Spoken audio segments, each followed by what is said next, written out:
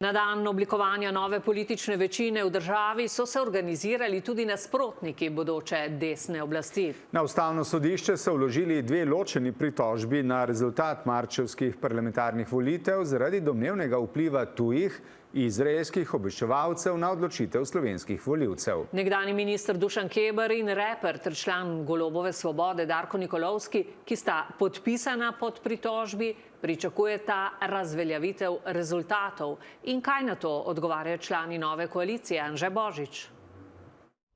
Tik preden so v hramu demokracije desni podpisali koalicijsko pogodbo, so se levi obrnili na institucijo na drugi strani ulice in na Ustavno sodišče naslovili 3 zahteve. Da Ustavno sodišče razveljavi zapisnik o ugotovitvi izida volitev, da razveljavi sklep o potrditvi mandatov poslancev. In tretja stvar je, da do dokončne odločitve zadržijo imenovanje predsednika vlade in vlade same. Čeprav so bili še pred 2 dnevoma do tega zadržani, sta se svojemu članu v načelni podpori pridružili tudi poslanki Svobode, ki sta si na ustanovni seji parlamenta sicer potrdili mandat in s tem priznali legitimnost volitev. Svoboda ne izpodbija volitev, Svoboda se zavzema za to, da se preveri, da so bile spoštovane človekove pravice državljank in državljanov. Poslanci nismo dobili mandata oziroma nimamo mandata za to, da se ga oklepamo, ampak za to, da naredimo tisto, kar je prav za volivke in volivce. Ko se je pogajalo z